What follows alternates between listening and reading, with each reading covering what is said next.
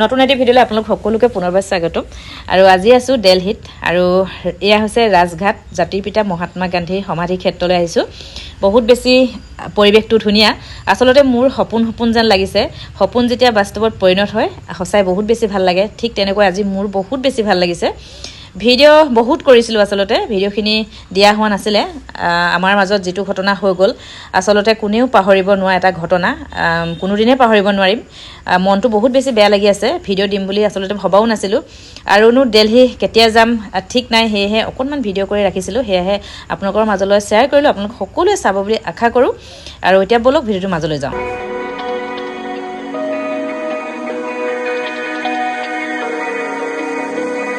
We're running out of options.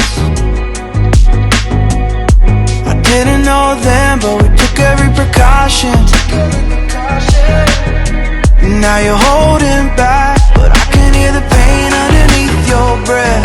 I can feel the shame running through your head. I just wanna stop it. I just wanna stop it. Where do you turn when you need someone? Where do you hide when you just can't run?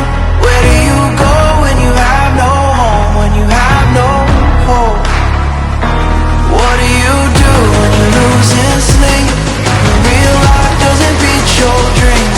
I just wanna know if you feel it too. Is it me and you?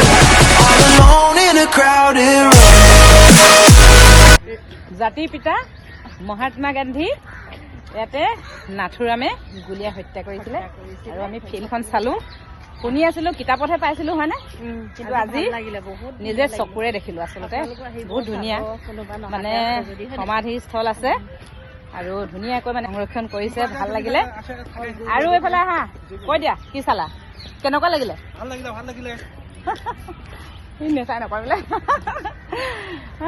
নয়ন আমাৰ বৰ ঠাণ্ডা ছোৱালী সঁচাকে বৰ মনে থাকে কুৰকুৰি খাই মই কিন্তু এইটো একদম মই ভিডিঅ' কৈ দিম আকৌ দেই কালি মোবাইল পকেটত ভৰোৱাটো আৰু কুৰকুৰি আমাৰ সৰু ছোৱালীজনীয়ে মই কৈছো আমাৰ ঘৰলৈ গ'লে প্ৰথমে এক মই কুৰকুৰিকে খুৱাম এইফালে কি আছে সঁচাকে বৰ ধুনীয়া আমি এতিয়া ওলাই আছো মানে চালো সমাধিস্থলী আচলতে সেইবোৰ ঠাইলৈ আহিবলৈ পাম বুলি এদিনো ভবাই নাছিলো মই যে সঁচাকে ঘপককে ভাল লাগিলে আহি গলো ন